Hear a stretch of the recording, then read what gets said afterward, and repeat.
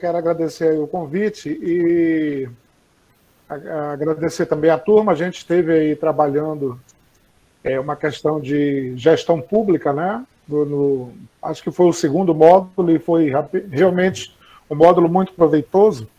E agora, voltando aqui para discutir um pouquinho, conversar um pouco sobre licitação pública, esse assunto tão polêmico, complexo, né, que faz com que a gente sempre consiga tirar algum fruto desse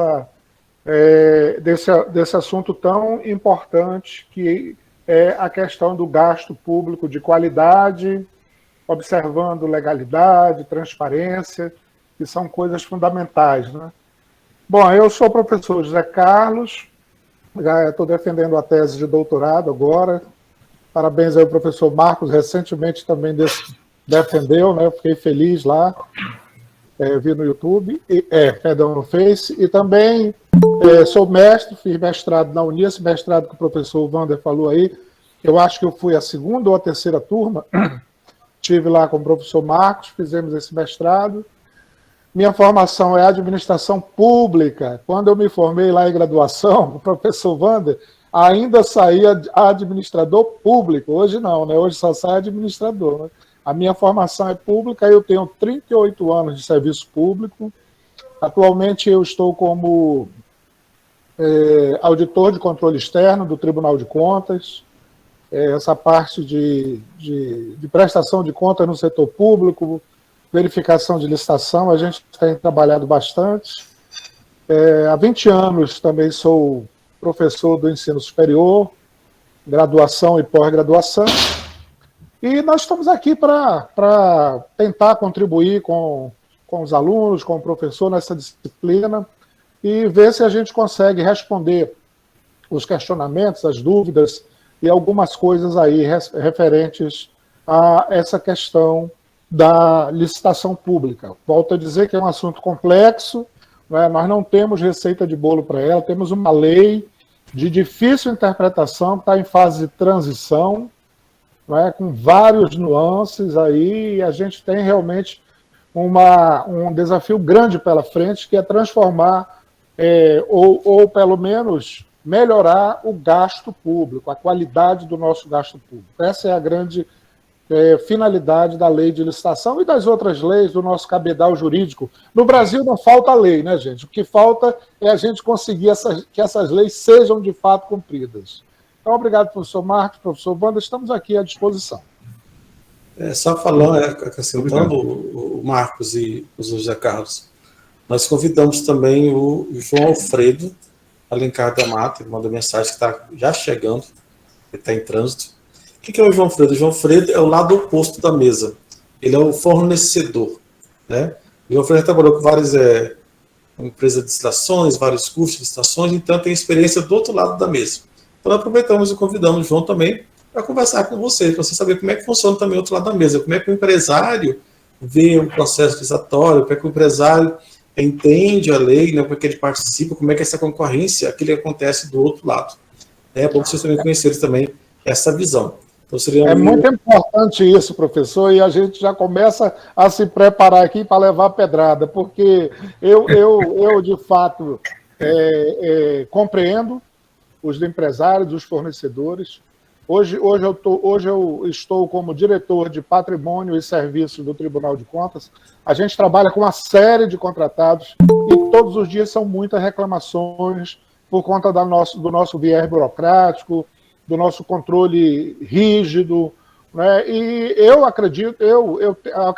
tenho convicção de que eles sim têm razão, entendeu? Mas, por outro lado, nós temos a obrigação de agir conforme o princípio da legalidade. Então, é um embate que existe, mas é um embate saudável, né? E eu acredito que a presença dele, de fato, vai contribuir muito para a gente só pesar os dois lados dessa moeda aí.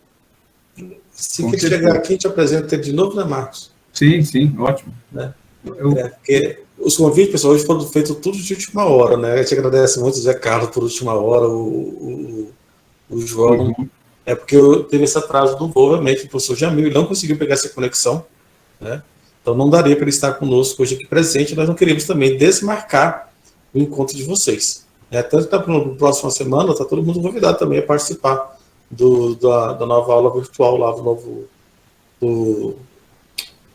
novo encontro, né? Junto com o professor Jamil também e todos os demais que a gente tentou convidar para esse dia de hoje também. Marcos, pode mostrar os modelos aí, enquanto o João vai chegando? Ok.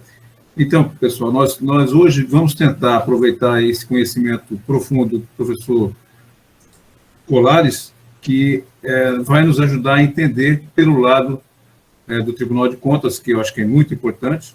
O serviço público é auditado, principalmente os municípios, pelo Tribunal de Contas do Estado, e esse lado que o professor Colares pode nos trazer aí pode ser muito útil para esclarecer as dúvidas. A nossa proposta hoje, como foi na aula passada também, na nossa última conversa, é esclarecer dúvidas, levantar os problemas que vocês têm enfrentado, as situações que vocês têm como dúvida no dia a dia, aqueles que já convivem com o processo de licitação, né, encarando a 8666 já há algum tempo, já há alguns anos, e agora dando de cara com a 1433, que é o bicho da vez, que foi muito bem apresentada pelo professor Jamil no nosso último encontro. E hoje nós trouxemos como ponto de debate, que também engloba a lei, a questão dos contratos que são efetivados a partir das licitações. Então, nós temos, a princípio, 5 tipos de contratos, né? A princípio, o mais importante, eu acho que o mais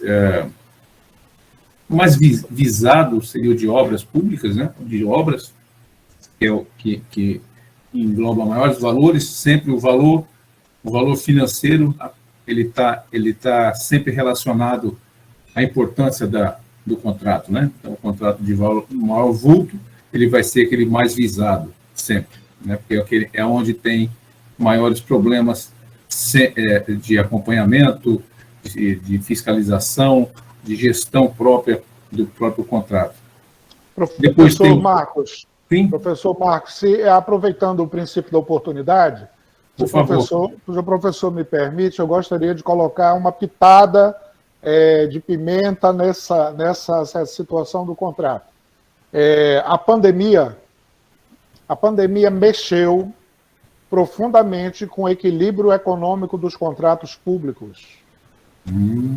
Ela impactou diretamente os fornecedores, a administração pública, porque surgiram fatos novos, fatos fortuitos, que levaram a administração a reequilibrar esses contratos. No meio dessa situação, veio aquele vírus chamado corrupção, desonestidade, que acabou por alavancar de uma forma assim perniciosa a questão do desvio de recursos públicos, aproveitando uma situação. Então, gostaria de colocar essa pitada aí nessa discussão, para que a gente possa, para que os alunos possam entender o que aconteceu, por que aconteceu, o que esse tipo de contrato, que nós temos uma cláusula exorbitante, que é o reequilíbrio econômico do contrato, e o que aconteceu, para a gente falar de alguns exemplos aqui, como é que o tribunal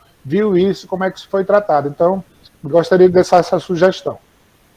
Eu acho que muito bem-vinda a sua ideia, eu acho que nós podemos utilizá-la, e aí nós abrimos, ao invés de trabalharmos os 5 tópicos juntos, nós podemos trabalhar tópico por tópico. Então, esse primeiro que eu citei de obras públicas, se alguém de vocês quiserem fazer alguma colocação, uma pergunta, uma observação, aproveitando esse gancho que o professor Colares colocou, eu acho muito importante a gente ter isso claro, que vocês, se não enfrentaram situações da forma que ele desenhou, passaram próximos delas, porque a forma com que os contratos foram firmados durante a pandemia, eles suscitam, no mínimo, um detalhe, um cuidado maior, né? Uma preocupação maior, uma atenção maior.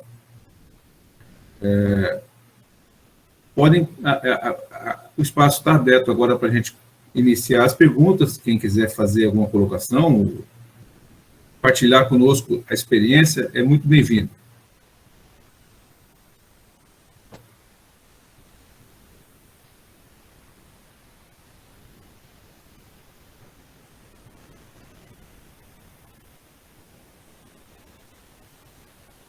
Por enquanto, o pessoal ainda está pensando da forma que vai participar. Então, eu vou só elencar aqui os 5 tipos de contratos que são mais utilizados, né, que são subdivididos dentro da licitação, que são o de obras públicas, como que eu já citei, o de prestação de serviços de fornecimento, também é muito importante, principalmente aqueles serviços de manutenção do órgão, considerados de serviços contínuos, o de contrato de prestação de serviço de gestão, o contrato de concessões, as concessões públicas, que são muito importantes também, e geram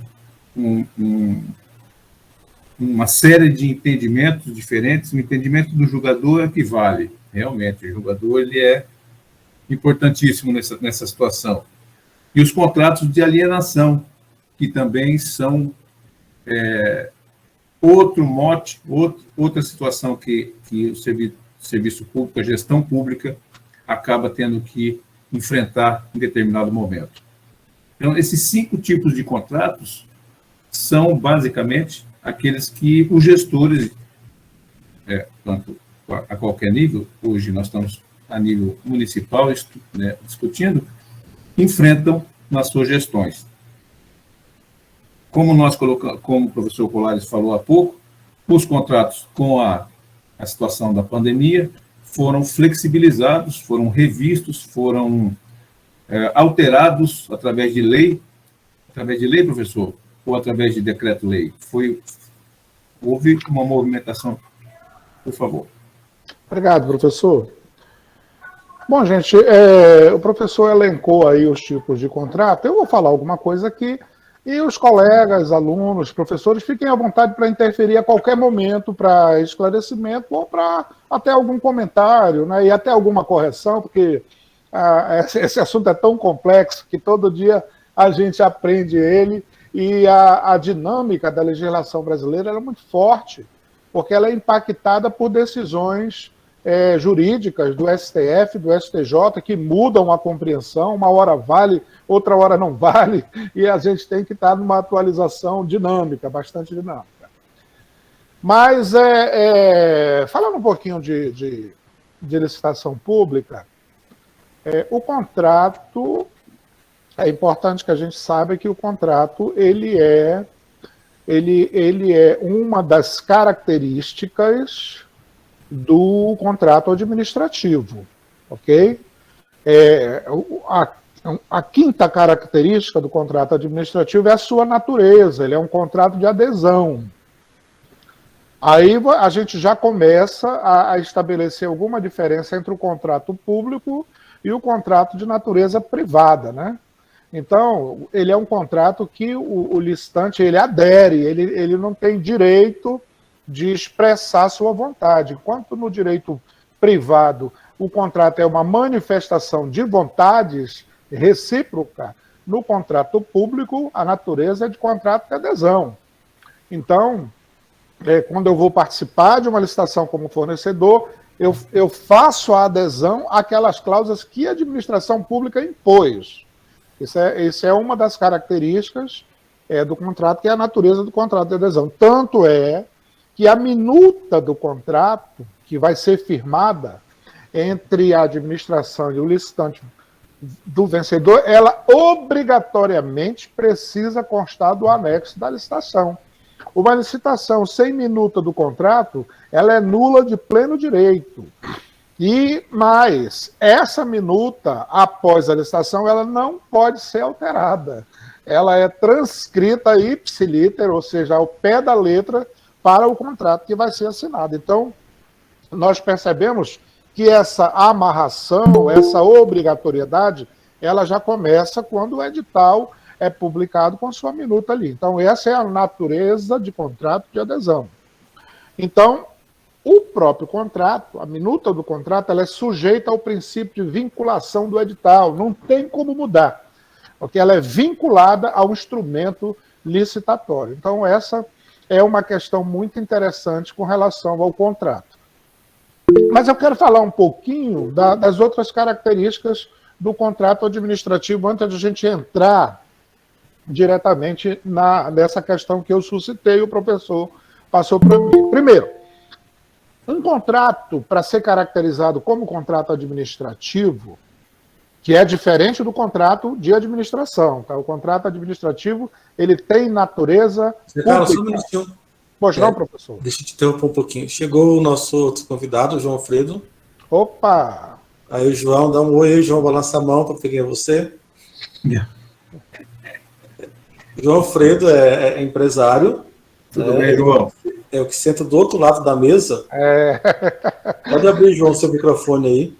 João é proprietário do Instituto Mix e da Multitask Informática, né? Então, trabalhar muito também com essa área de licitação aí dentro. João, nós estamos aqui com o professor José Carlos Colares, né? Eu acho que você já conhece. Né? Já sim. Boa noite, professor. É do Tribunal de Contas, que fiscaliza, né? Tudo já. Os processos seletivos. Estamos com o professor Marcos César, que você conhece também já. E aí, João? Tudo bem, professor? Professor Fábio Henrique, é o tutor da turma, o professor Décio também está presente, aqui são os alunos da pós-graduação em Gestão Pública Municipal.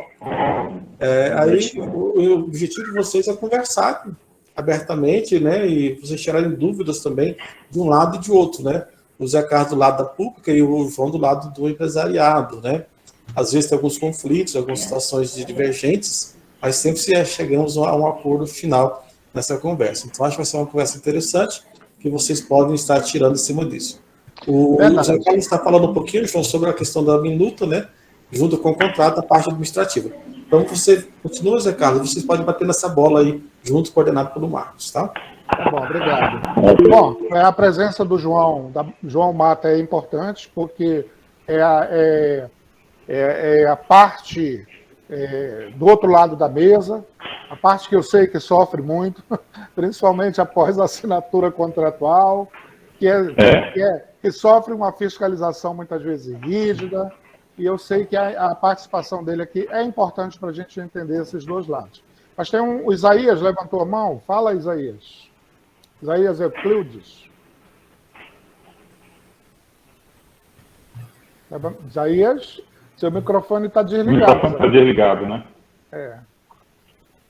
Mas então, João, a gente estava falando, professor Marco. Opa, fala, Isaías, fala aí. Não, professor, a questão que o senhor levantou aí, eu acho que foi até o outro professor também que tinha falado, a questão do contrato, durante a pandemia aí, essa situação que houve, né, de aumento de preço e às vezes um aumento abusivo, às vezes a gente fica preocupado com a situação, porque antes da pandemia o cimento, ele era bem abaixo do preço, a ferragem também era bem abaixo do preço, e aí as coisas subiram muito o valor, só que aí o empresário ele vem e pede os aditivos, né, aditivar contrato, vai aditivar valores.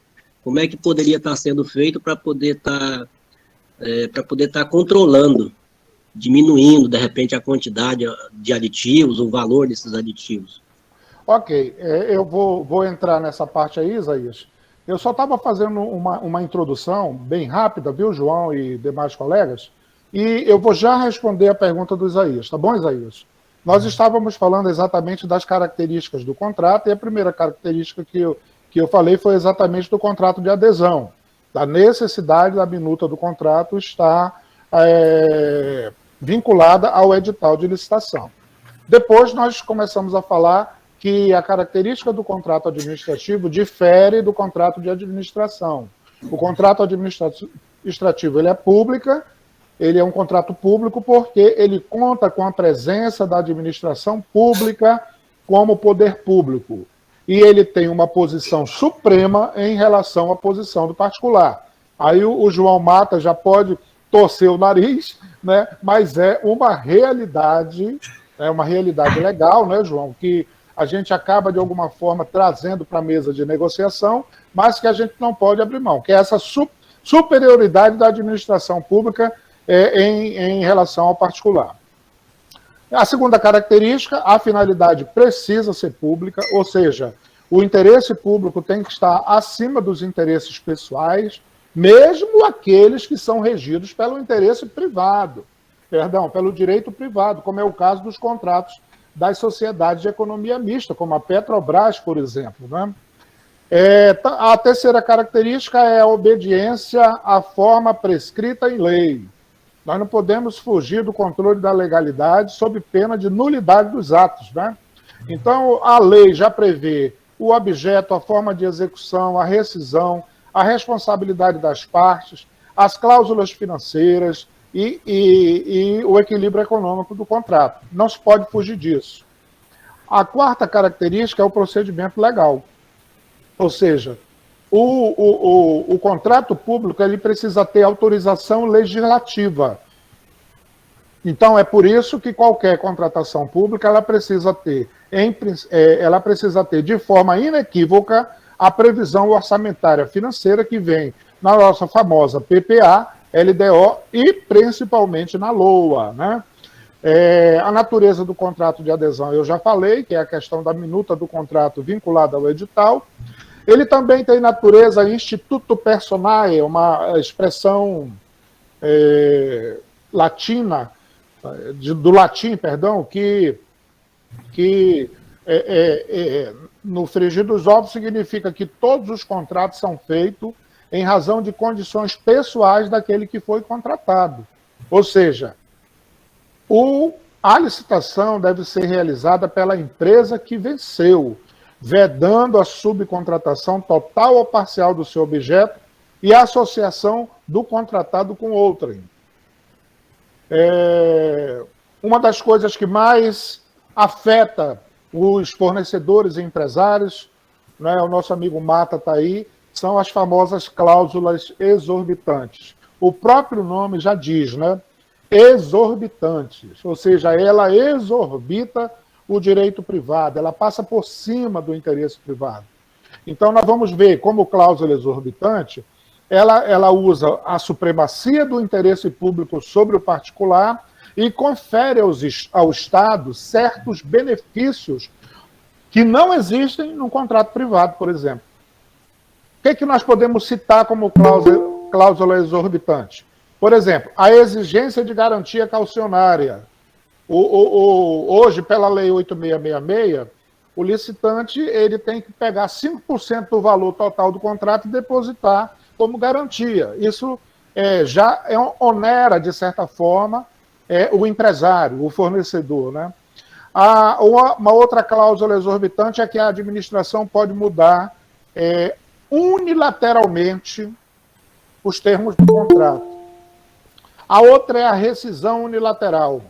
Pode rescindir unilateralmente. A outra é a fiscalização. Todo contrato público ele tem que ter um servidor público designado como fiscal, que é aquele que fica ali cutucando, né, a cabeça do fornecedor o tempo todo, exigindo o cumprimento, e, enfim, é aquela situação, né? Também existe uma das principais cláusulas exorbitantes, é a cláusula chamada exceptum non adplet contractus. O que isso significa? Significa que a possibilidade existente no direito privado de uma das partes descumprir o contrato quando a outra também o fizer, né, o particular, nesse caso, não pode descumprir. Por exemplo, um contrato privado, eu deixo de pagar o fornecedor deixa de fornecer. Ele suspende o fornecimento. Já no contrato público, ele não pode suspender o fornecimento, mesmo que ele esteja sem receber. Você vê que é absurdo. É por isso que se chama de exorbitante, né? Aí você pode dizer, mas professor, então o particular, coitado, o que ele pode fazer? Ele pode apenas requerer a rescisão do contrato ou requerer as perdas e danos depois, o que demora um tantão.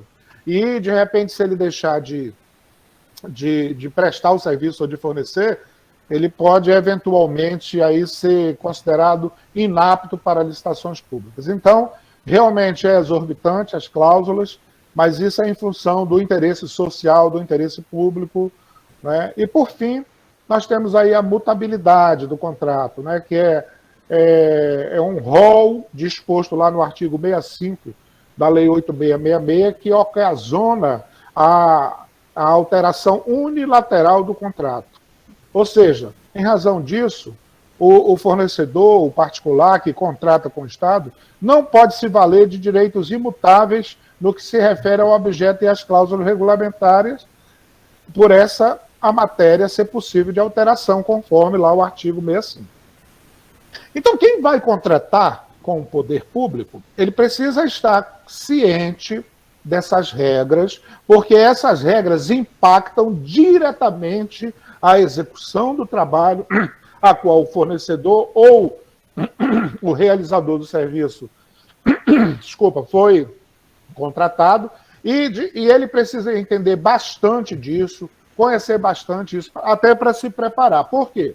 Porque depois, quando chega na área de gestão contratual, ele não pode alegar determinadas situações. E por essa razão, você vê aí inúmeros empresários que foram declarados impedidos de contratar com o setor público em razão disso aí. O que o empresário faz, por exemplo? Ele pega o nome de um filho, de uma esposa e tal, e começa a abrir outras empresas para poder continuar contratando. Porque, de fato, é muito complexo, é exorbitante, há também muita, o que nós podemos dizer, muito excesso por parte de determinados administradores públicos, que se valem da lei disso para impingir ao fornecedor, ao contratado, situações que muitas vezes chegam a ser vexatórias. Uma delas é a falta de pagamento ou é o atraso no pagamento, né? Então, isso aí são situações exorbitantes que acabam, de alguma forma, trazendo muito conflito na execução dos contratos públicos. Falando um pouco, então, dessas... Pois não? Pois é, Carlos, complicado isso, hein? Bem complicado. Eu não quero atrapalhar você, mas eu queria ver a visão do João, que você comentou agora. Ah, tá, claro. Isso, o João. Fala para nós, João, o que você acha? O que você já viveu em relação a essa fala do professor? Olha, tudo que o professor falou é a realidade de um contrato público, né? É muito bom você fornecer para o governo, mas essas cláusulas já levaram várias empresas à falência, né? Às vezes por um descuido, porque, vamos dizer, eu vendo telha para construção de casa. Você chega lá na minha empresa, compra 30 telhas e eu te entrego, vou te entregar 15 hoje e 15 amanhã. Tá ótimo. Para o governo já não acontece isso. Ele comprou 30, eu tenho que entregar 30. Mas eu só vou entregar amanhã, mas está atrasado? Aí entra a fiscalização do contrato. Então, assim, você trabalhar com o Estado é bom, porque ele vai te dar, na visão empresarial, que você vai ganhar na quantidade. O Estado não compra 30 telhas, ele compra 30 mil telhas. Então, você vai ter na sua empresa uma rotatividade, que é onde você ganha o dinheiro, muito grande de material. O seu lucro é por peça. Então, se você vai vender 30 ou 30 mil, lógico que você vai ganhar dinheiro. Aí entram os problemas da gestão do Estado.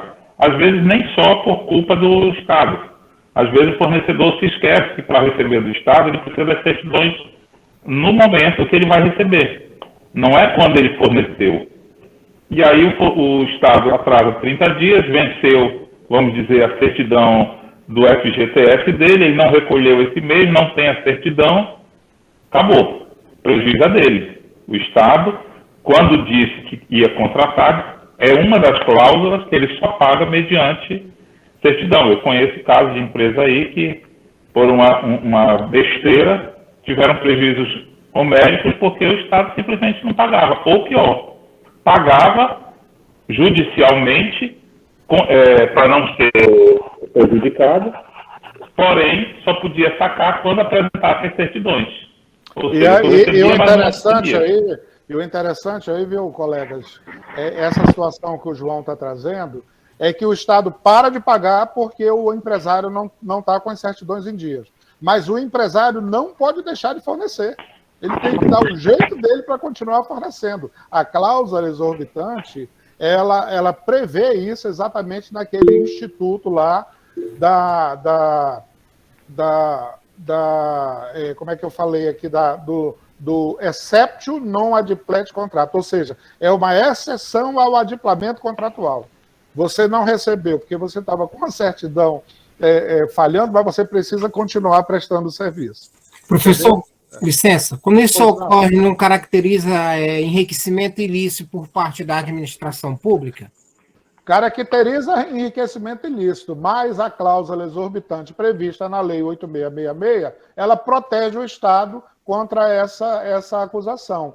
Uma vez que esse dinheiro ele não fica para o Estado, ele, como o João falou, ele fica à disposição lá, às vezes até em conta judicial depositado, mas só que o empresário só pode receber quando ele regularizar essa situação. Então, nesse caso, não caracteriza o enriquecimento ilícito. Obrigado, é isso mesmo, João? E tem duas situações, né? Quando você fornece ao Estado material, é bem diferente, porque o material você entrega e acabou. E quando você presta serviço, que tem mão de obra, por exemplo, principalmente as empresas de locação de mão de obra, o atraso do Estado, a tua folha vai vencer todo mês. Ninguém quer saber disso. Mas aí eu vou pedir para o Estado pagar meu funcionário. Não é possível, não pode. Então você acaba entrando num problema muito sério quando você depara com essas cláusulas que são exorbitantes mesmo, né? Mas é uma regra do jogo. Você tem que saber que tem isso aí. E aí entra aquela história, mas quando o Estado compra é mais caro. É mais caro, sim. Porque um risco desse, você perde todo o seu lucro que você teria. Eu costumava fazer planilhas de vendas de material e de prestação de serviço, e aí tu tem um risco no teu negócio que qualquer coisinha, todo o lucro que você almejar pode ser levado. Vamos dizer que você presta serviço de limpeza, tenha lá 20 funcionários, tu prevê que num ano tu vai ganhar lá 30 mil reais. E aí, no meio desse percurso, você deixa de pagar, um funcionário entra na justiça trabalhista, você é condenado, os seus bens são penhorados, cadê os seus 30 mil depois? Então, assim, de repente, se você não tiver certinho, e também outra coisa que o professor falou aí, que é muito próprio, às vezes o fiscal do contrato, ele exige mais do que deveria exigir, porque tudo, para mim, como empresário, você teria que ter a questão do bom senso. Tem situações, principalmente no nosso estado, quem conhece o estado inteiro, que é impossível você cumprir a risca aquele contrato. Mas não é culpa minha, é culpa da situação de onde você está, né? Então, o fiscal não quer saber, olha, mas aqui no contrato diz isso, você não cumpriu, você está penalizado, acabou. Às vezes você... prestação de conta, principalmente quando você faz viagens com empregado. O nosso Estado efetivamente não emite nota fiscal. Aqui em Porto Velho você consegue nota fiscal em qualquer lugar. Vá no interior do restaurante e peça uma nota fiscal. Tem lugar que o cara não tem nem nota, né? Não tem nem CNPJ. E aí, seu funcionário, como é que ele comprova que ele esteve naquele local e almoçou? E aí você não consegue faturar, porque ele não apresentou documentação. E aí isso começa a ficar muito caro. Então, assim, às vezes, o custo para você vender para o governo fica mais caro por essas exceções, que na prática não são tão exceções, né, pessoal? Apesar de serem cláusulas excepcionais, mas na realidade elas não são tão absurdas assim. Elas não acontecem uma vez ou outra, elas acontecem muitas vezes. Né? Perfeitamente. Então, professor Wander, de fato, essas cláusulas exorbitantes, elas impactam diretamente o fornecedor e o fornecedor, ele precisa, apesar dele não ser da área pública, ele precisa sim fazer cursos de licitação, aprender, ler a lei, entender na prática como é que isso acontece, porque senão acontece isso que o João Mata falou. Ele prevê na sua planilha um percentual de lucro, mas quando as coisas vão avançando, ele acaba perdendo o seu lucro e muitas vezes pagando para prestar serviço para o governo. E o pior, não pode deixar de prestar, porque se ele deixar de prestar, ele vai ser declarado inidôneo e não vai passar 5 anos, no mínimo, sem poder contratar com qualquer área do setor público. Mas olha, Valdirene, existe sim cursos, os cursos de licitações, eles são abertos aos fornecedores também, eles não são fechados para a administração pública, né? Então eles podem ser feitos. Agora, existe um alívio... Professor, existe, só para complementar a resposta aí, claro, também existem muitos cursos de licitação voltados para as empresas privadas e para a gente, principalmente, não só o curso de formação de preço. Isso é importantíssimo para você participar de uma licitação. Não é você, o mercado está cobrando 10, eu vou cobrar 20 e vou ganhar dinheiro. Numa licitação, você tem que mostrar por que você está cobrando aquele preço do governo. E a formação da planilha de preços, ela é um item que tira muitas empresas porque acham que pode fazer qualquer coisa e na formação do preço não pode. Uma coisa, por exemplo, que é até assim, um absurdo, você não pode cobrar numa planilha de preço, é o imposto de renda da pessoa jurídica. Isso é custo da empresa, mas você não pode repassar para o governo. E quando eu vendo no privado, eu repasso para o meu cliente, porque eu vou ter lucro. Qual é a grande reclamação dos fornecedores? O imposto de renda da pessoa jurídica é sobre lucro. E se eu tiver prejuízo no contrato? Aí eu nem cobro e continuo pagando do mesmo jeito. Então, são algumas regrinhas que você tem que seguir. Mas tem custo para a empresa mesmo. Você falou uma coisa aí que é o calo, né? É a planilha de formação de preço. E, além de exigir muito conhecimento, a pessoa que está fazendo a planilha de preço tem que ter muito conhecimento contábil, conhecimento tributário, como ele falou aí, porque senão ele acaba fazendo um preço ali que não vai cobrir os custos. E isso acontece muito, João. Quando a empresa que está participando de uma licitação, ela baixa o preço para ganhar a licitação, quando ela ganha, ela não consegue executar. E o que isso vai acontecer? Vai acontecer que esse empresário que baixou o preço lá, ele vai ser declarado inidôneo, vai sofrer o prejuízo. Por quê? Porque ele não trabalhou a sua planilha de formação de preço de forma adequada. Porque não adianta você baixar tanto o preço confiando que depois você vai conseguir fazer uma repactuação, porque não consegue. Até porque os tribunais de contas e os ministérios públicos, eles vão em cima, quando ele vai analisar um contrato, professor, ele vai em cima das repactuações.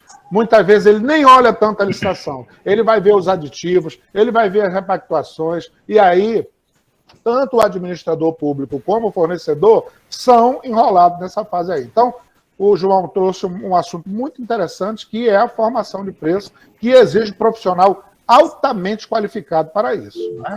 Eu acho que o Moura, né? O Moura levantou.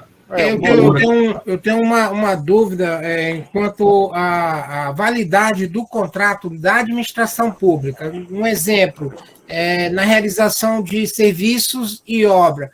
Qual é a validade que a administração pode colocar lá no contrato? 60 dias, 90 dias, para poder honrar, o privado honrar com o contrato. Olha, geralmente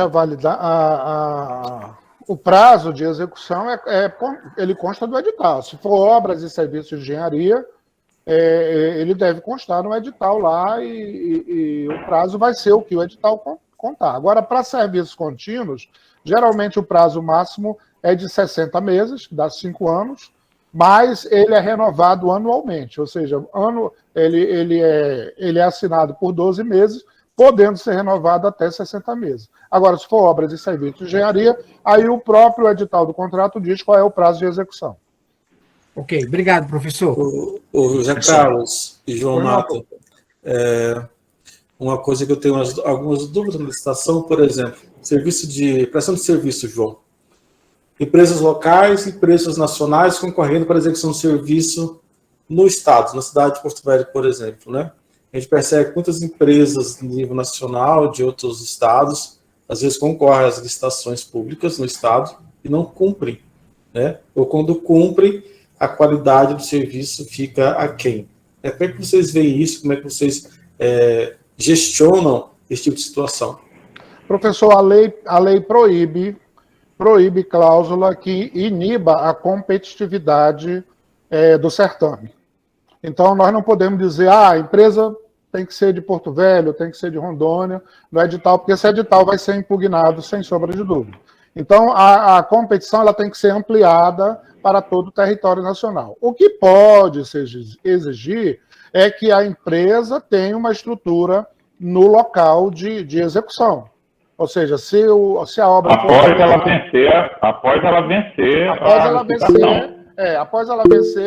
ela vai ter um prazo para instalação. Se dentro desse prazo ela não se instalar, ela é eliminada e vai sofrer todas as combinações legais possíveis. Mas, infelizmente, professor, não dá. O que tem, numa exceção disso, é para as empresas de pequeno porte e as microempresas. Elas têm algumas vantagens que são legais, estão na lei, e que aí elas podem concorrer, e se tiver a condição editalícia, ela pode sofrer algum tipo de vantagem sobre os demais concorrentes, ok?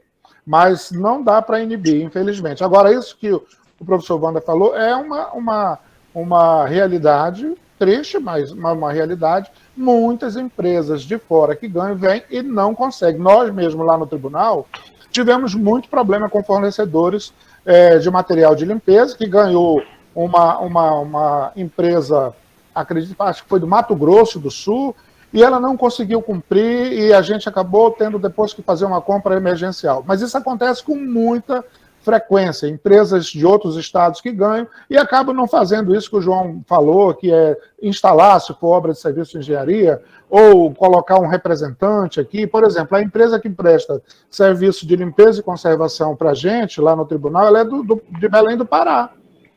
Aí ela colocou uma instalação mínima aqui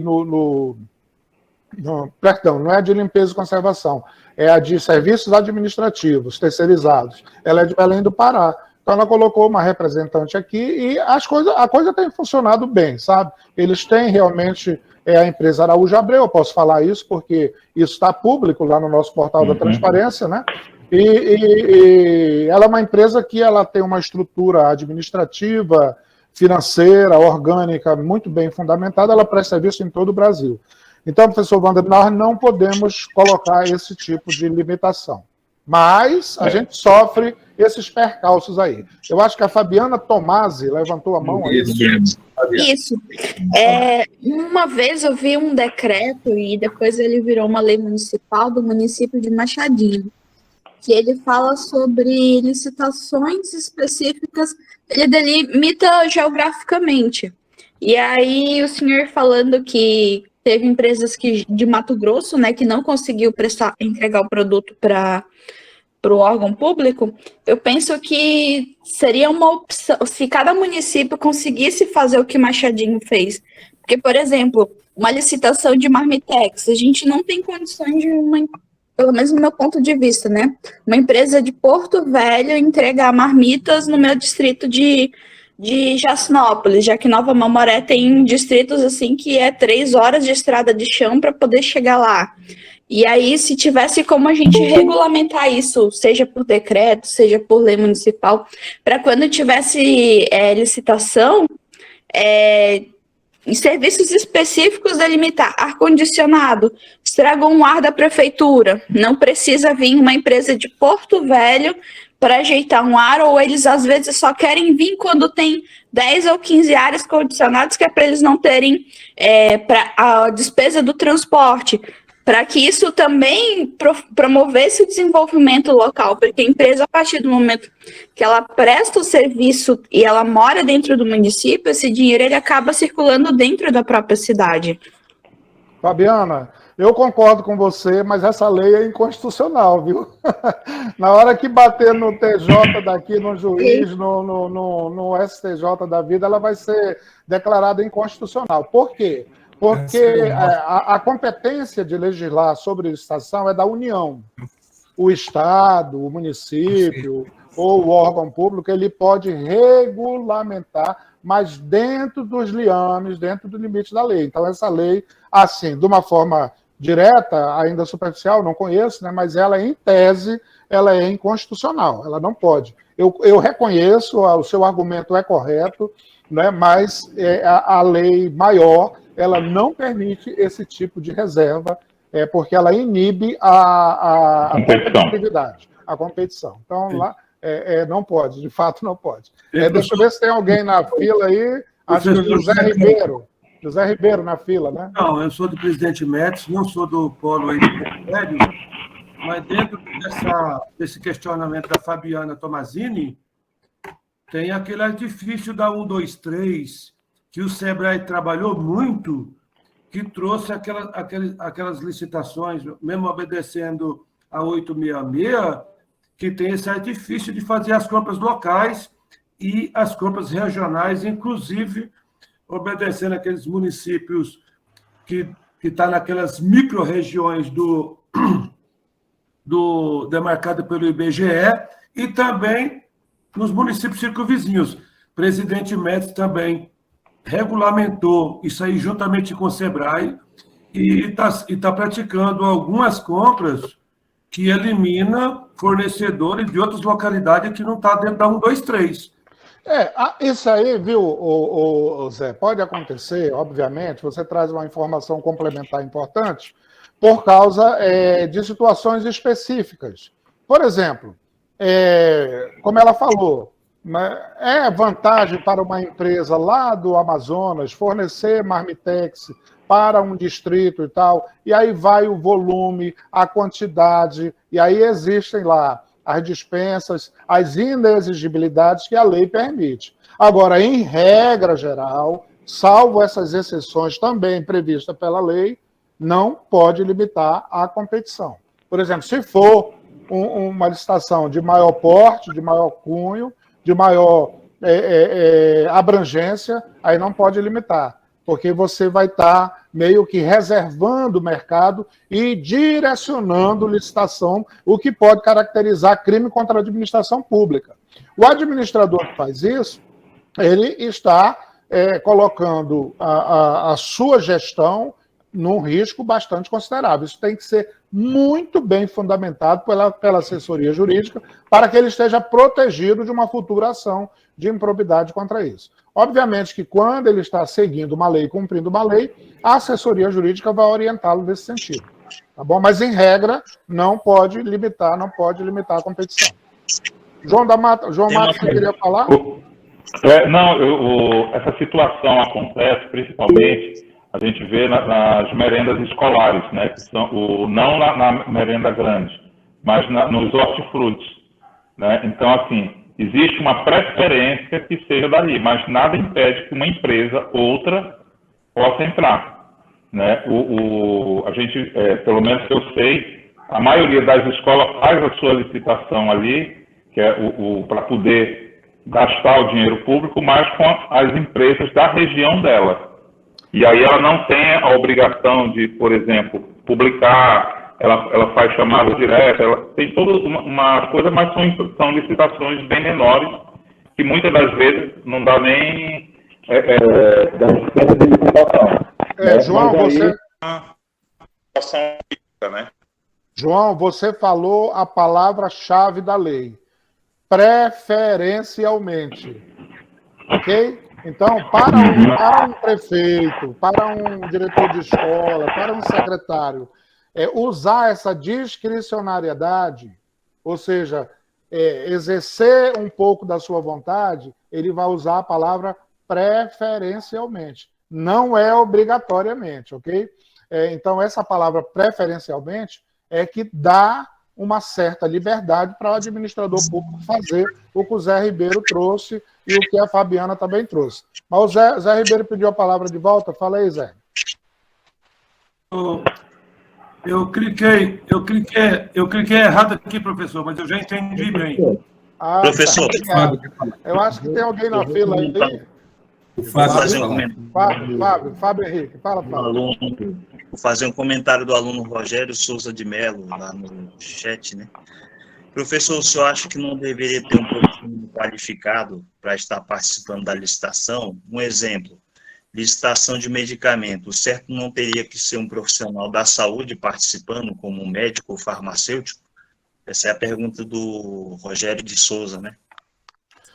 Olha, eu de fato não estou acompanhando o chat aqui, porque é muita coisa, não dá para a gente falar, raciocinar e tal. Se vocês puderem ir ajudando, como o Fábio ajudou, muito obrigado, Fábio, por essa ajuda aí.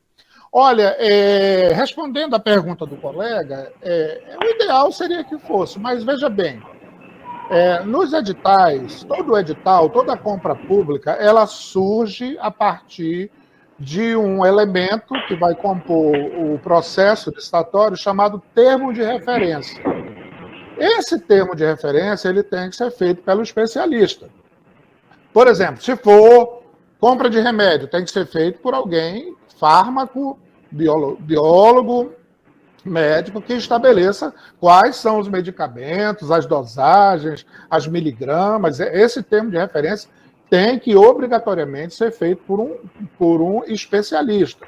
Né? Se for em obra de serviço de engenharia, tem que estar assinado por um engenheiro e assim sucessivamente. Esse termo de referência, ele vai fazer parte do edital, mas a realização do processo licitatório em si, aí não necessariamente precisaria ter um profissional especialista. É proibido? Não é. Podia ter? Pode, mas o ideal é que sejam pessoas que entendam de leis, ou de formação de preços, como o João Mata falou, tá bom? Agora, o termo de referência tem que ter esse profissional, sim.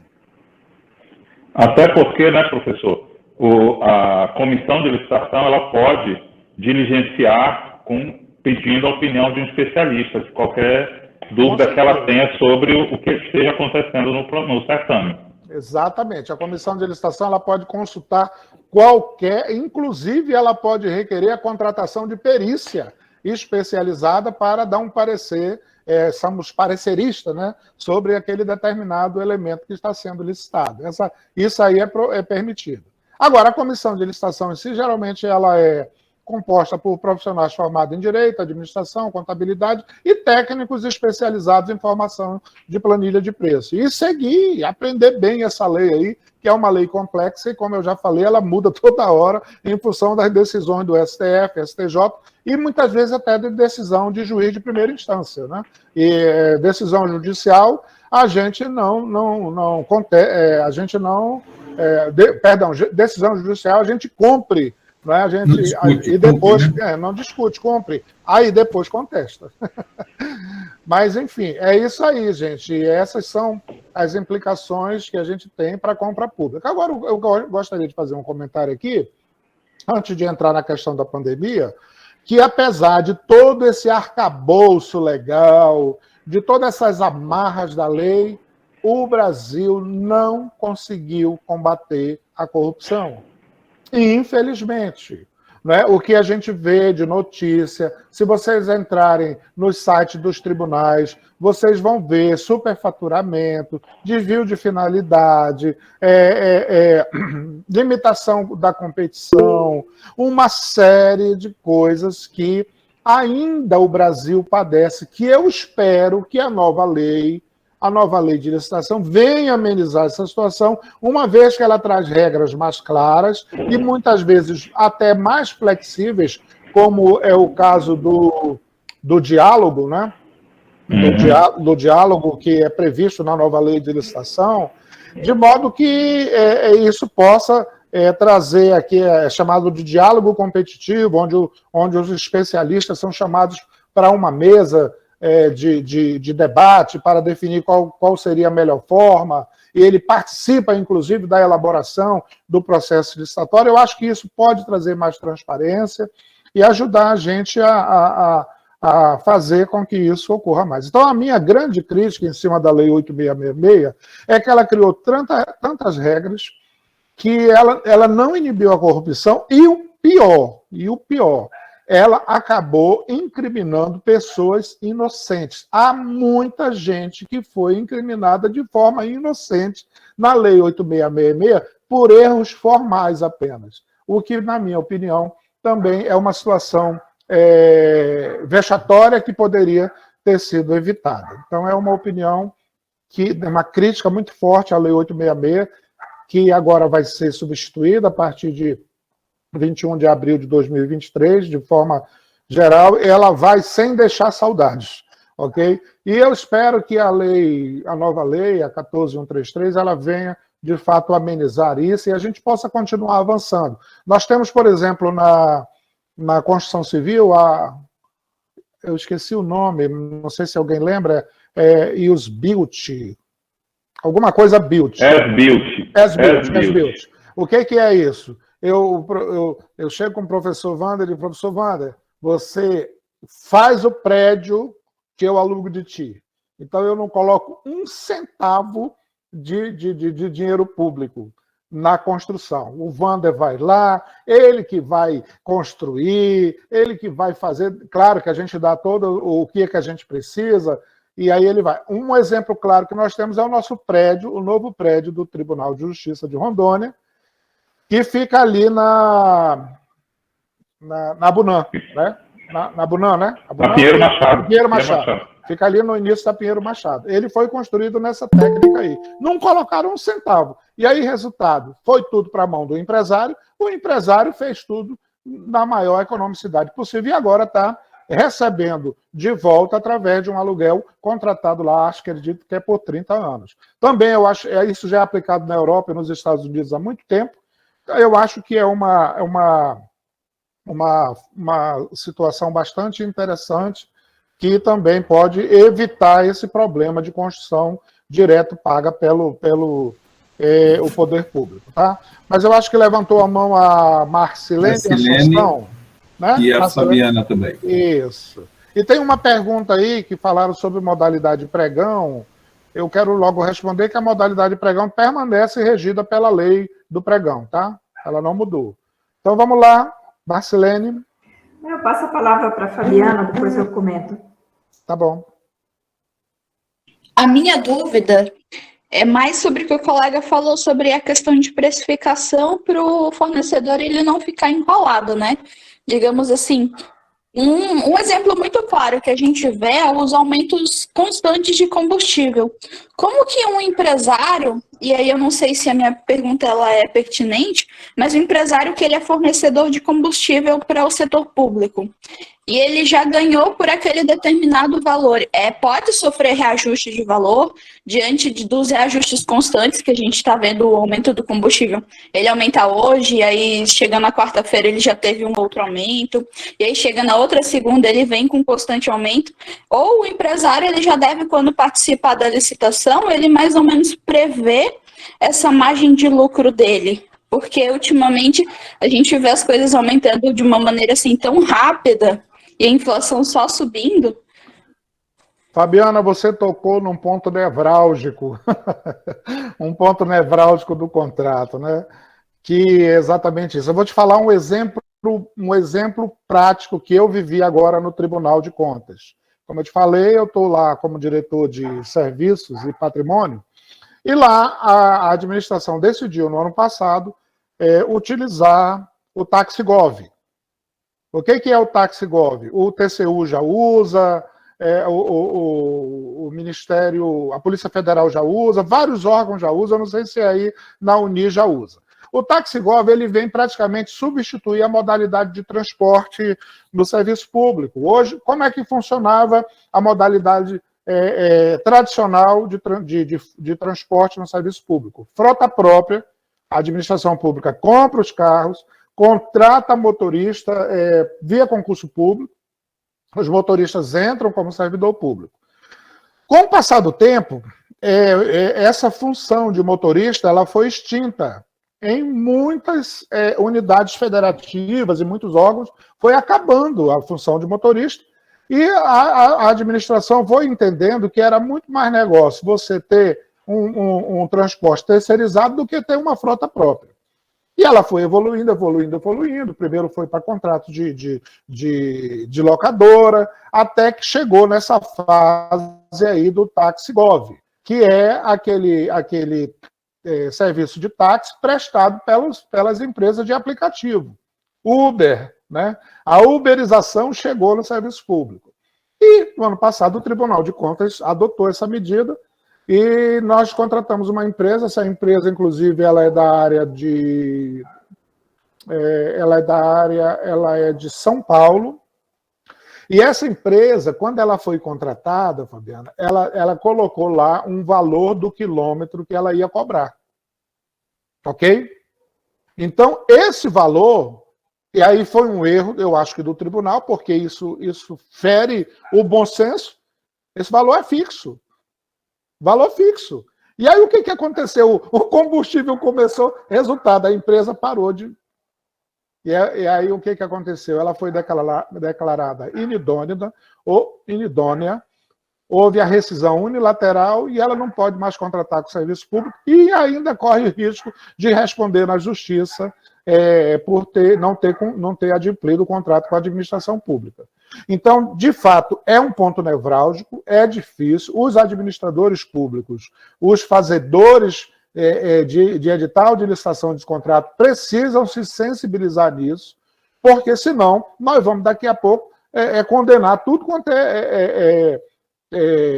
empresário por conta disso. Nesse caso específico da sua pergunta, existe a famosa cláusula do reequilíbrio econômico financeiro do contrato, que é a recomposição de preço ou revisão do preço, que é utilizado como meio para se restabelecer o equilíbrio da equação financeira da relação firmada entre a administração e o contratado, que muitas vezes é prejudicada por fato superveniente, ou seja, fato que independe da vontade das pessoas, ou seja, você usou um exemplo bem claro, o aumento de preço do combustível independe, nem o presidente da República consegue segurar. Tu imagina nós, os empresários, né? E nós e os empresários. Quando ocorre um fato imprevisível, ou previsível, mas de consequências incalculáveis, né? Que retardam ou impedem a execução do contrato ajustado. Ou, como o caso de força maior, caso fortuito ou fato do príncipe, né? Força maior é o exemplo que a gente teve da pandemia, que eu já vou aproveitar essa sua pergunta para entrar nele. O caso fortuito é quando acontece alguma coisa de forma fortuita, né? O cara jogou um avião no prédio, quebrou tudo, não tem como, foi algo fortuito, que não estava previsto, ou o fato do príncipe, que é quando ocorre uma lei que vem e prejudica aquela equação financeira inicial. Ok? É uma situação econômica extraordinária, ou extracontratual prevista na seção 3 da Lei 8666.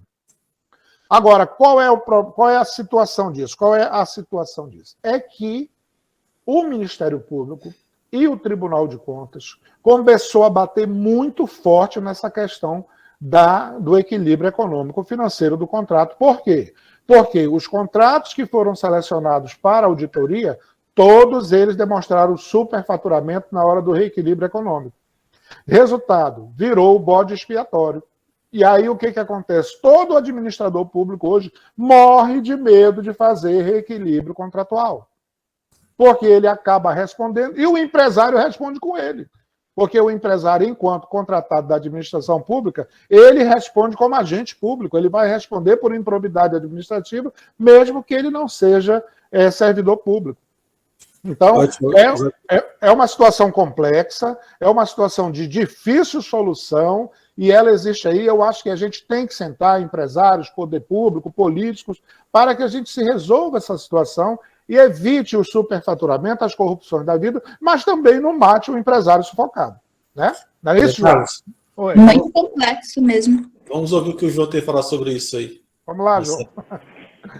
O professor falou, reequilíbrio financeiro de contrato, o empresário fica doido para ter, a administração fica louca para não fazer, e sabendo o empresário que é um risco danado, porque se o contrato for cair no TCU e for denunciado, ele está enrolado junto com o administrador.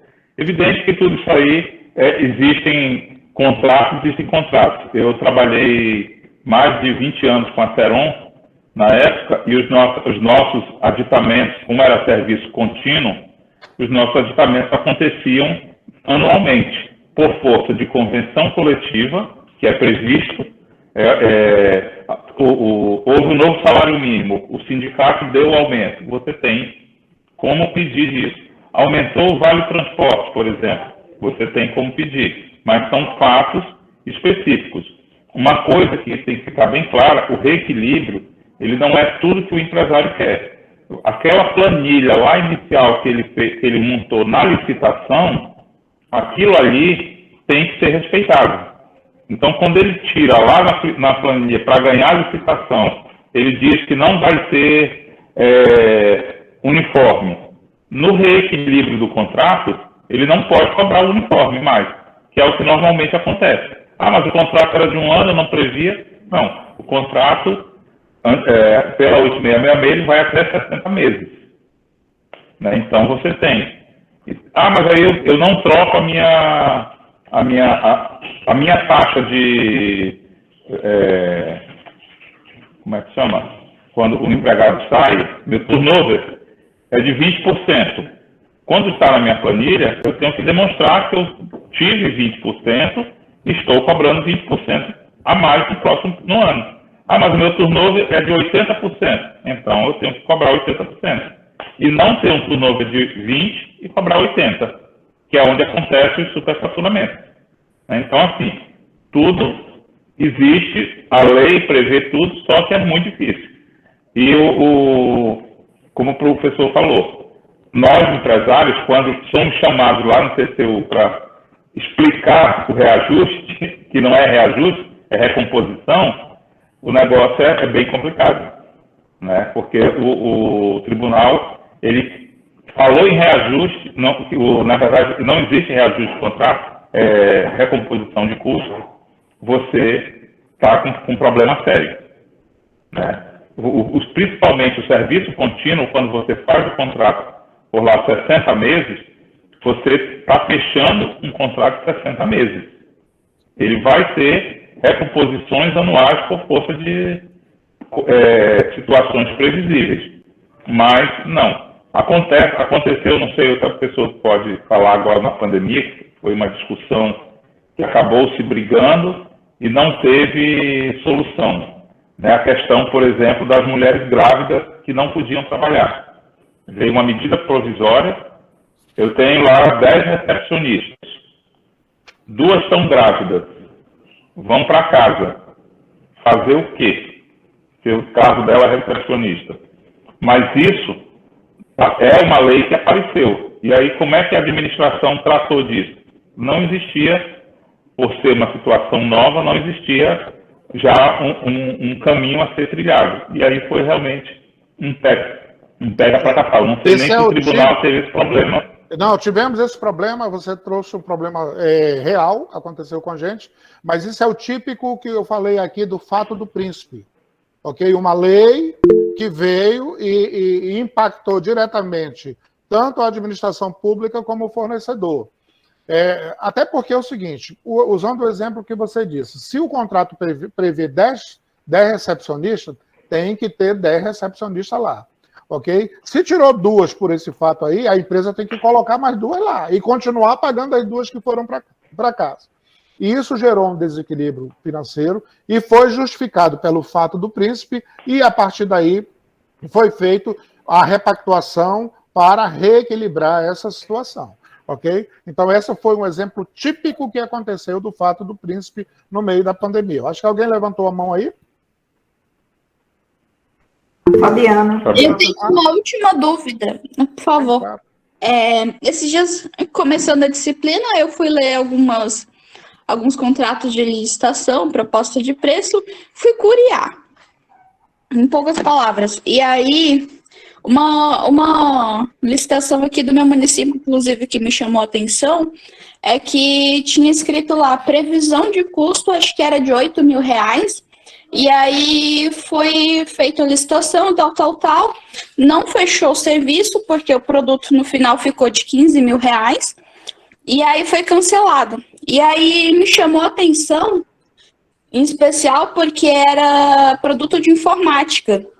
E aí era um computador com várias especificações. E aí me chamou a atenção porque eu sei o custo para comprar de fábrica. E no contrato da prefeitura estava lá R$ 8.000 de equipamento. Só que mesmo eu comprando de fornecedor direto de São Paulo, Santa Catarina, Espírito Santo, o valor ele ultrapassa esses 8.000 e a prefeitura ela se recusou a fazer o contrato final da contratação, né? Dito de curiosidade, eu gostaria de tirar uma dúvida, como que a prefeitura ou os órgãos públicos, eles fazem uma média do que pode ser gasto com tal produto? Por exemplo, o leite ele não pode passar de tal valor, ou o computador ele não pode passar de tal valor, a gasolina, para não ficar superfaturado no momento da licitação, ou como que é feito esse reajuste, já que, por exemplo, os preços que a gente viu em 2018, 2019, não é a realidade hoje dos produtos de 2022. É mais uma curiosidade assim mesmo, se pudesse tirar, por favor. Olha, é obrigatório que haja uma composição de preço. O João até falou da questão da formação da planilha de emprego. Mas opa, um cachorrinho gritando alto aí. Mas a administração, quando ela faz um limite de preço lá, ela tem que fazer obrigatoriamente uma pesquisa. Eu acho que os próprios sites Comprasnet já te dá essa média de preço, por exemplo, para o que vai compor o preço do bem ou do serviço que vai ser comprado ou contratado. Então, é obrigatório, a administração ela não pode simplesmente dizer, não, vou pagar só 8.000, a não ser que seja uma dispensa de licitação, e aí ela tem um limite. Okay? Então, nesse caso aí, o que eu acredito que pode ter acontecido foi uma falha da equipe de licitação ao colocar um preço inexequível, né? E também quem participou, de repente, incorreu numa falha aí de formação de planilha de preço. Agora, a licitação, quando ela dá deserta, ela justifica o refazimento do procedimento para adequar o preço do mercado. Porque a administração pública ela não pode enriquecer ilicitamente. Ela tem que chegar a um preço do mercado que varia aí, entre 10% e 20% em cada situação dessa. Okay? Mas eu acredito que aí deve ter acontecido algum erro na formação de preço pela parte da equipe de licitação. Acho que é Marcelene, mas eu acho que tem alguém mais aí, peraí. Acho que tem alguém que pediu antes, Marcelene, só um pouquinho. Não, só a Marcelene mesmo. Só a Marcelene. Fala, Marcelene. Boa noite, Chico. Eu não ia nem conseguir falar, todo mundo conversando, está ótima a aula, os alunos comentando aqui que está muito boa. O Rogério, ele falou ali em cima, qual seria a solução para que não ocorra a corrupção que existe bastante? Aí eu não sei como você vai explanar um pouco sobre isso, né? E mesmo tendo a lei, mesmo ocorrendo pregão, a licitação, mesmo assim, aqueles que vêm para serem corruptos, eles dão um jeito de driblar essa lei. Olha, né? E às vezes, a gente que está dentro, vamos supor, quem trabalha com a licitação, que vai fazer o termo de referência, que vai executar, né, uma licitação, mesmo a gente seguindo o passo a passo da lei, ainda fora ocorre. Com exemplos assim. Em grande parte, eu vou te dar minha opinião de auditor e de pesquisador nessa área, porque eu passo bastante publicações a respeito disso. Vou te dar minha opinião, então, e aí depois eu abro para os colegas falarem a dele. Essa questão da corrupção, eu quero dizer o seguinte, grande parte, 90%, eu me arrisco a dizer, dos servidores públicos são honestos. Sim. Trabalham direitinho, fazem o seu serviço como deve fazer, seguem a lei. Um erro ou outro que acontece é em função mais formal. Da mesma forma, eu te falo que 95% dos empresários também são honestos. O problema reside em duas coisas que eu entendo que causa esse volume de corrupção. O primeiro é a cultura. A cultura do compadrio, do favorecimento, isso aí é complicado, ok? É o que ocorre fora desse processo. Exatamente. A segunda coisa é o nosso sistema de presidencialismo de coalizão. Ele é falido, porque esse presidencialismo de coalizão força o chefe do Poder Executivo a fazer coalizão com o Poder Legislativo. E aí, em vez do Poder Legislativo fiscalizar o Executivo, eles fazem coalizão. E nisso aí se desdobra no governo do Estado e na Prefeitura Municipal, inclusive nas Prefeituras Municipais, num volume espantoso, porque é a menor partícula, mas é mais aonde mais ocorre corrupção, às vezes porque empresários inescrupulosos se aproveitam da pouca ou da baixa capacitação dos servidores, às vezes porque não tem interesse de capacitar servidores, às vezes porque os interesses da coalizão são maiores. Então, esse problema cultural acaba ocorrendo. Agora, como é que a gente pode combater isso? A gente já viu que criar um monte de lei, prever prisão, não resolve. Não resolveu e não vai resolver. A gente combate isso, na minha visão, melhorando a legislação. Ok? Melhorando a legislação. Por exemplo, o SBILT, né? Ele é uma forma de melhorar. Evita isso aí, por quê? Porque quando o empresário ele se propõe a construir o prédio para depois alugar, ele não vai roubar dele mesmo, até porque o dinheiro que vai cair dali é só dele. É ele que vai comprar os materiais, é ele que vai pagar a mão de obra, entendeu? Então, essa é uma forma. A Lei 14.000, ela vem também trazer situações mais favoráveis para favorecer a transparência dos gastos públicos. Agora, a sociedade tem uma parcela de culpa muito grande nisso, porque ela fiscaliza pouco. Ela não pode deixar só para o Ministério Público e para o Tribunal de Contas fiscalizar, porque ele não tem braço para isso. Então, quando a nossa sociedade conseguir se organizar de uma forma mais participativa, realmente se envolver, nós vamos conseguir, sim, combater essa corrupção para que, se não eliminá-la, pelo menos reduzi-la ao mínimo possível. No ano passado, eu publiquei uma monografia no Caderno de Finanças Públicas, eu vou passar depois para o professor Wander, professor Marcos, se quiser, para distribuir aí para os alunos. Que ela fala exatamente disso aí, da participação da sociedade. E eu fiz uma pesquisa em todo o estado de Rondônia. A participação da sociedade fiscalizando o portal de transparência das prefeituras municipais. É pífia, é nula, quase não existe. Então, como é que a gente vai combater a corrupção se nós, cidadãos, que somos o dono do dinheiro, não fiscalizamos? Então, a gente passa por toda essa necessidade dessa mudança cultural, da mudança do nosso sistema político, da mudança da legislação e da participação da sociedade. Na minha visão, essas são os quatro pilares que conseguiria melhorar essa questão de combate à corrupção, e eu nem falo nem tanto do combate à corrupção, mas da melhoria do nosso gasto público, né? Por que eu estou fazendo estou asfaltando uma rua aqui, não aquela ali? Ou seja, qual o benefício que o asfaltamento dessa rua, que a construção dessa UPA, que a construção desse colégio, que a contratação desses professores vai, de fato, trazer para a sociedade. Então, se a gente conseguir melhorar o gasto público, notadamente a gente combate a corrupção e nós vamos ter serviços públicos melhores. Eu tenho certeza aqui que se a gente fizer uma enquete, a insatisfação com o serviço público ela é altíssima, em qualquer área. Ela é muito alta a insatisfação. Mas eu posso dizer de cadeira para vocês que eu precisei, na verdade, minha família precisou, meus familiares precisaram de atendimento público de saúde lá no estado do Amazonas. Foi cirurgia, os dois casos foi de cirurgia no coração. E eu fui visitar esses meus parentes, um irmão e um cunhado. Gente, o hospital, a saúde pública, em termos de hospital, no que eu visitei, é muito melhor, de muito maior qualidade do que o da iniciativa privada.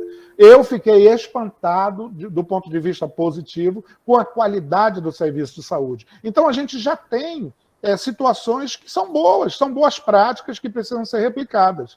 Agora, enquanto a gente não mudar essa questão cultural, não fazer com que a sociedade participe, não melhore as leis, né, a gente não vai conseguir combater essa situação. Essa é a minha visão, eu coloco isso na minha monografia, não foi artigo, foi monografia, porque lá a regra do edital da revista do Tesouro Nacional exigia que fosse uma monografia, e a gente fez essa pesquisa, e depois eu vou passar, se vocês quiserem ler aí, tá bom? Vai ser um prazer. Obrigado pela pergunta, foi muito oportuna. Marcilene de novo, né? Se ninguém mais quer comentar, tem uma fala aqui do Nelson, ele diz o seguinte: o problema foi na Constituinte, o sistema é presidencialista e a Constituição é parlamentarista e as ações socialistas. Se alguém quiser comentar. Rapaz, fez uma salada agora aí. Eu vou deixar isso para o professor Wander. Realmente fez uma salada de fruta, né? Deixa eu só, antes de passar a palavra para o professor Wander, eu sempre friso para os alunos, né, para os alunos de Porto Velho 2, de como é importante eles serem especialistas, né, em gestão e de excelência.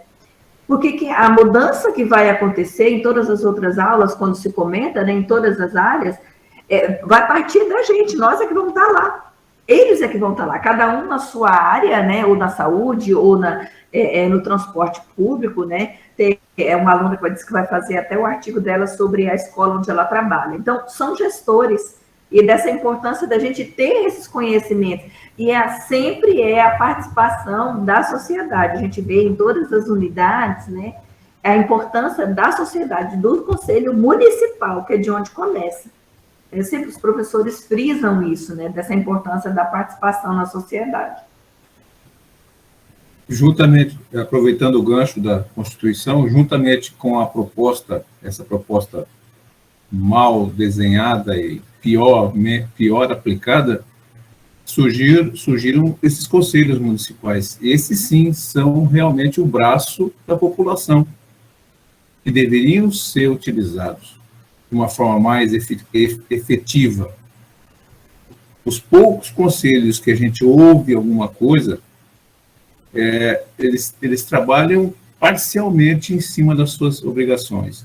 Se todos aqueles conselhos previstos na lei, isso foi surgido a partir da Constituição de 88, eles fossem efetivos, nós teríamos já uma gestão pública diferente. Se cada um dos conselhos agisse da forma que tem que ser executado. Só que depende das pessoas. E as pessoas ainda estão... a cultura, né? Justamente, o professor Colares colocou muito bem, a cultura, nossa cultura geral, nossa cultura do dia a dia, do cotidiano, ela nos coloca como sempre aqueles que esperam que alguém resolva por nós. A iniciativa de nós sairmos, tomar frente e resolver o problema, são raras situações que ocorrem. Somente quando a água bate aqui na altura do pescoço. Aí o sujeito vai se mexer. Se não, deixa para o outro resolver. É mais ou menos essa a nossa posição geral. Nós temos que mudar essa posição, né? Nós temos que sair dessa comodidade, de esperar que alguém resolva pela gente. E esses conselhos, quando foram idealizados, eles foram idealizados justamente por isso. Nossa participação enquanto comunidade é participar dos conselhos comunitários e tomar as decisões necessárias. Parte da base. Aí vem a parte que a Marcilene leu aí, que o colega fez a anotação. É essa parte final do socialismo lá. Professor Wander, por favor. Eu acho que não é nem socialismo, paternalismo, né? O sistema nosso paternalista é diferenciado. Eu acho que isso é uma discussão mais ampla, da questão da formação do presidencialismo, do parlamentarismo, porque isso nasceu, tem que analisar a questão histórica, né? E existia um boom, umas emoções muito fortes naquele momento, né? Que o Ulisses Guimarães lá que trazia, né? E então isso tem que ser entendido de outra maneira. Mas a intenção foi boa, né? A aplicabilidade que às vezes não é tão boa. Mas o ponto principal dessa conversa de hoje, assim, trazendo o José Carlos da visão pública e o João da parte privada, é mostrar que esses conselhos têm que, né, essas duas partes têm que conversar mais. Às vezes fica sendo o empresário visto só como sendo o bicho-papão da licitação, né? É aquele que vai usurpar os cofres públicos, né?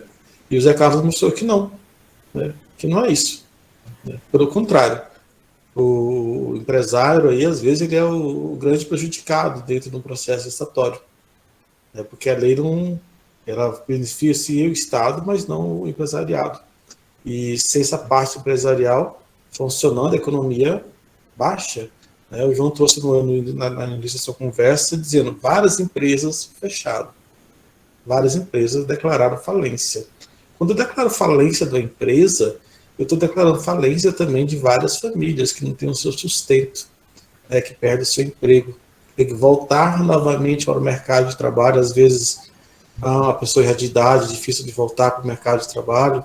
Então, tem que ter toda uma visão social também por trás disso. Então, acho que a lei tem que ser mais flexibilizada. Eu acho que essa lei nova agora vai trazer uma visão um pouquinho mais diferente, talvez mais flexível, né, Zé Carlos, em termos disso. Mas vamos ver como é que ela se aplica, como é que ela vai funcionar dentro da realidade. Porque quando a 866 saiu, ela é excelente, é maravilhosa, mas não deu certo, né? E vamos ver agora essa nova lei, o que acontece. Zé Carlos, tem mais alguma coisa para colocar? Porque já estamos chegando já perto de 1h30. Já passamos, né? Eu nem vi a hora passar. Uma conversa excelente, né? Muito boa, que se deixou levar, né? Então, principalmente porque nós estamos lidando com pessoas que trabalham na área pública, que são envolvidos na área pública. A presença do João enriqueceu bastante o nosso debate, porque é um cara que a gente percebeu pelo seu diálogo, que conhece bastante do assunto. E essa visão do outro lado, Wander, eu acho que foi uma coisa fundamental que você teve, porque não adianta a gente falar só do nosso lado, sem ouvir também o outro lado, uma contraposição, e até para, de certa forma, corroborar com a gente. Na pandemia, aconteceu muito isso aí. Aconteceu desvios, mas também aconteceu muitos empresários que foram quebrados. Como o professor Wander falou, quando uma empresa falha, ela vai à falência, a falência é do sistema. A falência não é só daquela empresa. Pessoas perdem seu emprego, pai de família fica desempregado, pessoas deixam de ter oportunidade, a economia acaba sendo prejudicada. Então, não há um interesse social que uma empresa venha a falir, né? E isso é muito pernicioso para a sociedade. A pandemia trouxe esse desequilíbrio contratual, afetou muitos empresários, lamentavelmente. Por parte da administração pública, a gente viu uma ausência de bom senso enorme, mas, por outro lado, vimos também muitos profissionais da administração pública lutando, trabalhando, utilizando o bom senso, utilizando o princípio da razoabilidade, da proporcionalidade, para que as pessoas não perdessem seu emprego. No próprio tribunal, eu posso falar aqui publicamente que o nosso presidente, conselheiro Paulo Cury, ele é de uma sensibilidade incrível e ele ficou muito preocupado. A preocupação dele é que a gente não deixasse que os terceirizados perdessem seu emprego, e tudo foi feito de uma forma que, graças a Deus, no Tribunal de Contas, salvo esse problema do Taxigov, que veio depois, que o outro empresário, impactado pelo valor da gasolina, não conseguiu, as demais todas ficaram intocáveis, não teve perda de emprego, as que estavam grávidas foram garantidas no emprego, o tribunal fez uma repactuação, um reequilíbrio contratual com as empresas que prestam serviço, e a coisa conseguiu fluir. Então, professor Wander, esse assunto é muito extenso, Se a gente fosse deixar aqui, a gente ia embora dele, são para 80 horas aulas, né? Mas eu acho que a gente conseguiu aqui conversar bastante sobre um assunto bastante complexo e conversamos de uma forma assim, amistosa, inteligível, eu acho que deu para todo mundo entender. E eu quero agradecer a oportunidade, agradecer ao professor Marco César, ao professor Wander, agradecer ao João, agradecer aos alunos, né, pela participação, pelas perguntas objetivas, inteligentes, e dizer que a gente continua à disposição aí quando precisarem da gente. Tem aí o nosso WhatsApp, o nosso e-mail, e a gente está esperando aí para começar a questão das orientações, né, professor Wander? Sempre à disposição. Obrigado, gente. Com boa certeza. noite. Tá? Obrigado mesmo. Muitíssimo obrigado. Depois eu faço um agradecimento geral. João, suas considerações finais. Gente, foi um prazer estar com vocês essa noite, passar um pouquinho da nossa experiência. Faz a propaganda também no seu instituto, tá? Aproveita. Tá. Hoje eu já trabalhei com várias áreas com a administração pública. Hoje eu trabalho com escola de cursos profissionalizantes, né? Trabalho basicamente com o não público, né? A gente tem feito várias capacitações, mas sempre na área privada. Eu parei um pouquinho com a área pública, já trabalhei em vários municípios aí fazendo cursos pela SEDUC e sempre ganhando as licitações e cumprindo. Mas ultimamente a gente tem trabalhado, os últimos 5 anos, a gente tem trabalhado só na área privada. Mas, vira e mexe, a gente continua dando uma assessoria, conversando com um empresário amigo que precisa de uma força, né, para a gente mostrar para ele o nosso lado da coisa. Porque não é só chegar e vender, não. Mas vocês, com trabalho na área pública, né, serve para vocês olharem com outros olhos, porque, como o professor Wander falou, em muitos locais que você chega para prestar o serviço, para fazer uma licitação, a gente sente que o servidor público olha para a gente e fala, vem o cara que vai levar o dinheiro. E nem sempre é verdade isso. Às vezes, quem menos leva o dinheiro é o empresário. Todo mundo recebe, todo mundo fica aí, ele fica com a dívida, com o processo, com as outras coisas, né? Esse caso aí do que o professor falou do táxi, né? Esse empresário tomou um prejuizão. Não sei qual foi a alegação dele, mas se ele for ficar inidôneo, não vale para o Estado, vale para todo o território nacional. É a administração pública que ele é inidôneo. Então, a gente carrega também, a gente tem, lógico, o lucro, mas tem o ônus, né, mas também carrega o bônus de ter, quando dá certo, dá certinho. Mas, assim, prazer em ter ajudado vocês. Professor Wander, qualquer coisa, estou à disposição, pode me chamar, se precisar de alguma coisa. Professor César, prazer revê-lo novamente. E professor Zé Carlos, prazer conversar com o senhor e ter uma aula também, né? Ótimo, muito bom. Prazer foi obrigado. Nosso, João. Obrigado. Boa noite a todos. João Fredo, muitíssimo obrigado de novo por aceitar o convite, praticamente em cima da hora, né? Vocês são maravilhosos, pessoas que a gente pode contar sempre. Eterna gratidão a vocês dois. Tá? Professor Marcos, pode encerrar? Bom, pessoal, já disseram tudo que eu poderia dizer em agradecimento, né? Eu repito os agradecimentos que o professor Wander fez. O professor Colares nos brindou com a sua bela aula, né? Seu conhecimento e sua competência prática, que é o que nos interessa aqui nessa discussão. O João, João Alfredo, do lado do empresário, que é aquele que sofre, que a gente conhece também de perto, trouxe aí uma realidade muito importante. E eu convido a todos, né? O Fábio também esteve conosco fazendo força aí, ajudando. O professor Décio também esteve lá assistindo a aula. E eu agradeço a todos pela presença e convido-os todos na próxima segunda-feira, novamente, das 19 horas, nós teremos nosso terceiro encontro, com foco nos convênios, que isso aqui é o tema do nosso terceiro encontro. Todos estão convidados, professor Colares, João, também, se conhecer alguma coisa de convênio, quiser conhecer ou quiser participar, é bem-vindo. Os outros colegas dos outros polos que quiserem participar também vai estar aberto para que todos possam participar desse próximo encontro. Esperamos que nós temos outros convidados para que possam estar participando, nós vamos aguardar para ter a confirmação, né? Talvez o professor Jamil esteja conosco novamente, talvez a doutora Flora, que já foi convidada. Quanto mais gente que conhece, que tem a cabedal como o professor Colares, mais enriquece nossa discussão. Então, nossa proposta, graças a Deus, hoje e a vocês, foi cumprida. Eu agradeço a todos, desejo uma boa noite e na próxima semana aguardo a presença de todos aqui conosco novamente. Obrigado, professor. Só registrar que manteve-se o padrão de 40 alunos aí até agora, é porque a coisa estava boa mesmo, né? Parabéns a todos os alunos. Obrigado, então, gente. Obrigado.